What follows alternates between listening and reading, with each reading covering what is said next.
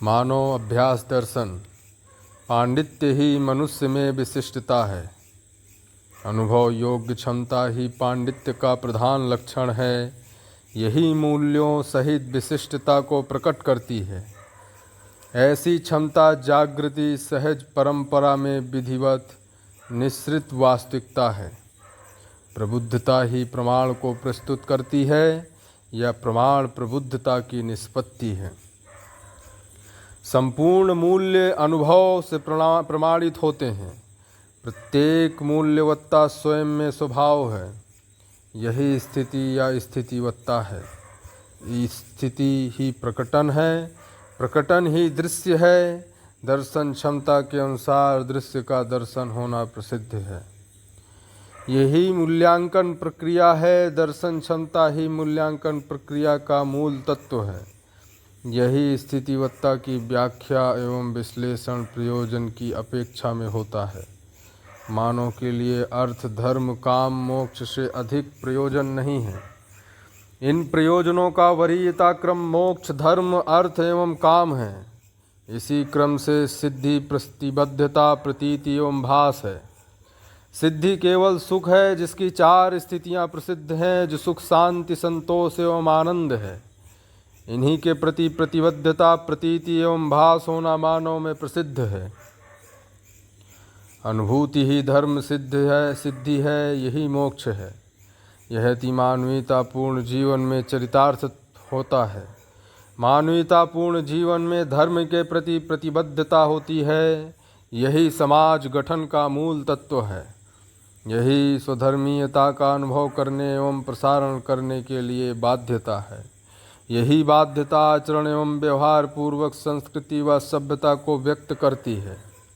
प्रतिबद्धता पूर्वक ही मूल्यानुभूति होना पाया जाता है। स्थितिवत्ता का पूर्ण विश्लेषण ही मूल्यानुभूति है। मूल्यानुभूति ही निर्वाह क्षमता है। यह क्षमता ही प्रेरणा है। यही प्रेरणा व्यंजनोत्पादी प्रक्रिया है। इसके फलस्वरूप कार्यक्रम निष्पन्न होता है। नीतित्रय से अधिक कार्यक्रम नहीं है। इसका विधिवत ज्ञान ही मानव के साथ व्यवहार करने के लिए तत्पर होता है। साथ ही व्यवहार गति में आवश्यकी एवं अनिवार्य साधनों से संपन्न होने के लिए बाध्य होता है। फलतः विशिष्ट मूल्य का प्रयोजन एवं वस्तु मूल्य का उपयोग सिद्ध होता है। यही समग्र कार्यक्रम का मूल कारण है। अनुभव में क्रम का विश्लेषण होता है। कारण गुण गण गणित से निर्णय होता है। उपलब्धि से ही क्रम एवं कार्यक्रम की प्रामाणिकता सिद्ध होती है। क्रम ही विश्लेषण एवं उपलब्धि ही अनुभूति है। मूल्यत्रय से अधिक उपलब्धि नहीं है। इससे यह स्पष्ट हो जाता है कि मानव में विशिष्टता केवल अनुभव योग्य क्षमता ही है। यही गुणात्मक परिवर्तन का लक्ष्य एवं उपलब्धि है। लक्ष्य एवं उपलब्धि के मध्य में कार्यक्रम समाया है। प्रत्येक उपलब्धि कार्यक्रम पूर्वक ही उपलब्ध होती है। यह गुरु मूल्यन अर्थात गुणात्मक परिवर्तन प्रक्रिया से सिद्ध होता है। यही प्रत्येक मानव का अभीष्ट है। प्रबुद्धता पर्यंत विचार व्यवहार उत्पादन उपयोग सदुपयोग एवं प्रयोजनशीलता प्रक्रिया में गुणात्मक परिवर्तन भावी है। इसी कारणवश संस्कृति सभ्यता विधि एवं व्यवस्था में गुणात्मक परिवर्तन एवं परंपरा अवश्यम भावी है। इन सभी का गुणात्मक परिवर्तन ही 5 स्थितियों में गुणात्मक परिवर्तन है।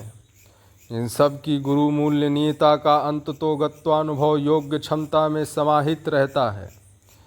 यही सभी स्तर पर प्रामाणिक जीवन का आधार है। इसी आधार पर सार्वभौमिकता सिद्ध होती है।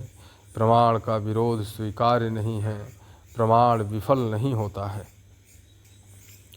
विधि ही विधान विधान ही विज्ञान व विवेक विज्ञान व विवेक ही निपुणता कुशलता एवं पांडित्य निपुणता कुशलता एवं पांडित्य ही विचार इच्छा एवं संकल्प विचार इच्छा एवं संकल्प ही समाधान एवं अनुभूति समाधान एवं अनुभूति ही उत्पादन व्यवहार व व्यवस्था उत्पादन व्यवहार व व्यवस्था ही समृद्धि एवं सहस्तित्व समृद्धि एवं सहस्तित्व ही सामाजिकता, सामाजिकता ही अभय, अभय ही अनुभूति, अनुभूति ही प्रमाण, प्रमाण ही प्रबुद्धता, प्रबुद्धता ही विधि है। विचार गुणात्मक परिवर्तन पूर्वक ही प्रबुद्धता को प्रकट करता है। वास्तविकताओं के दर्शन पूर्वक पूर्णतया स्वीकृति पर्यंत विचार में गुणात्मक परिवर्तन भावी हैं। अध्ययन, प्रदर्शन, प्रकाशन में निहित तत्व के अनुरूप अवधारणा एवं प्रतिबद्धता स्थापित होती है। यही अवबोधन प्रक्रिया का प्रत्यक्ष रूप है। अवबोधन क्षमता से विचार परिवर्तन प्रक्रिया संपन्न होती है। मानव में होने वाले संपूर्ण विचार तात्रय रूप में ही अभिव्यक्त होते हैं।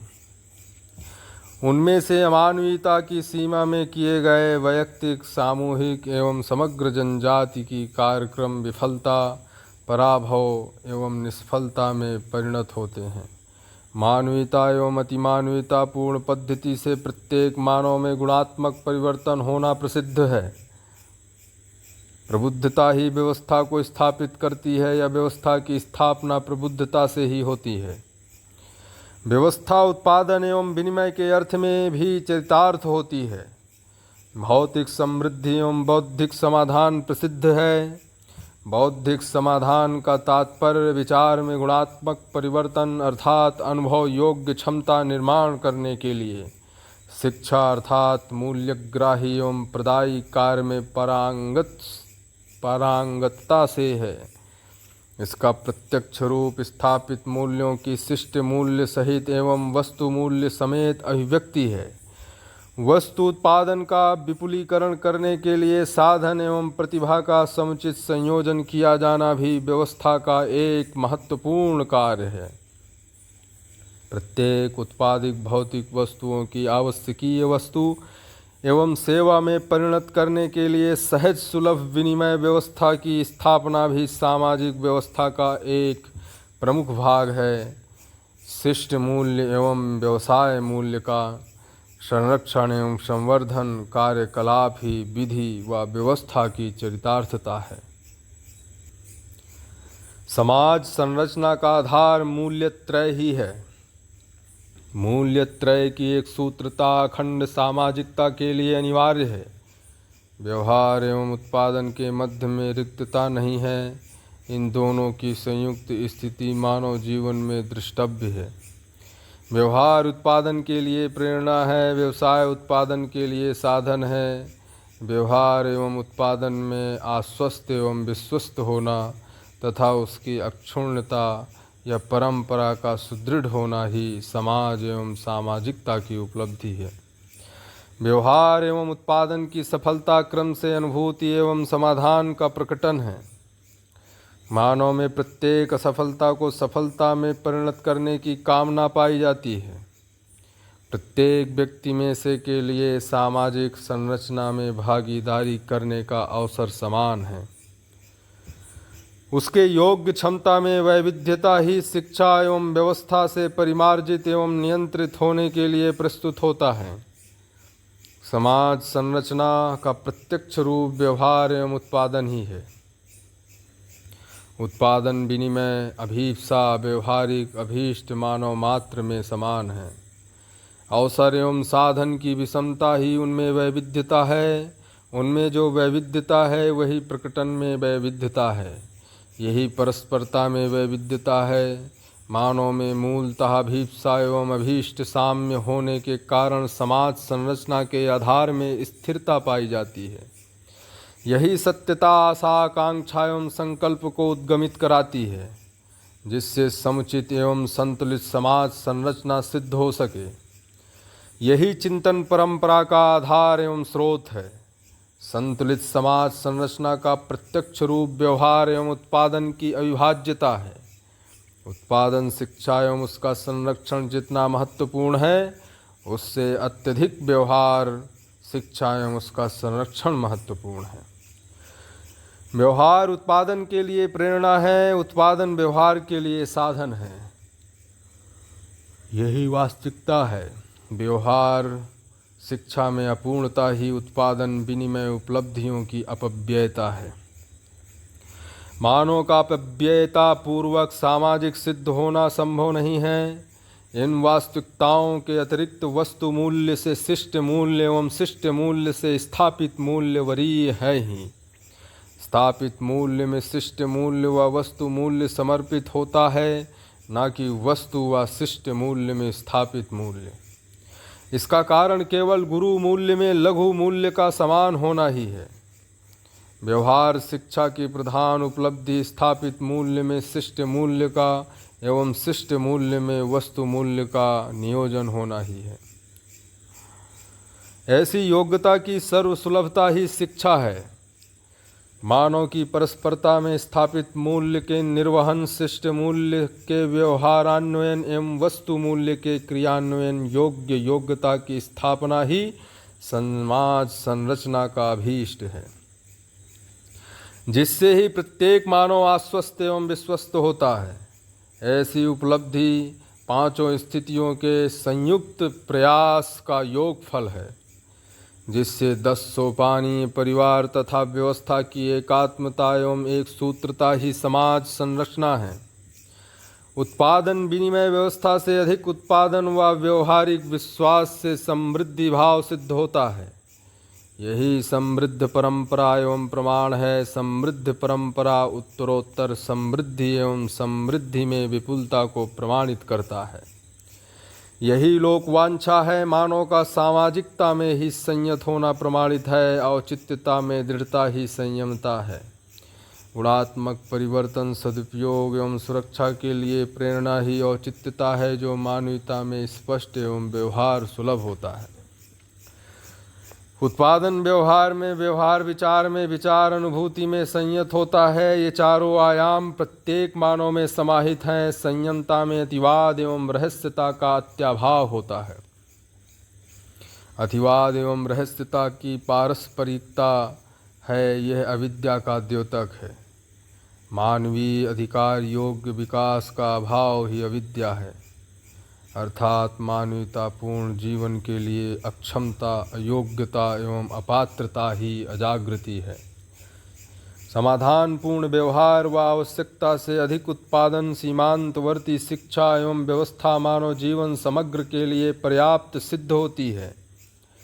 जो जैसा है उसको उससे अधिक या कम या ना समझना ही अविद्या है।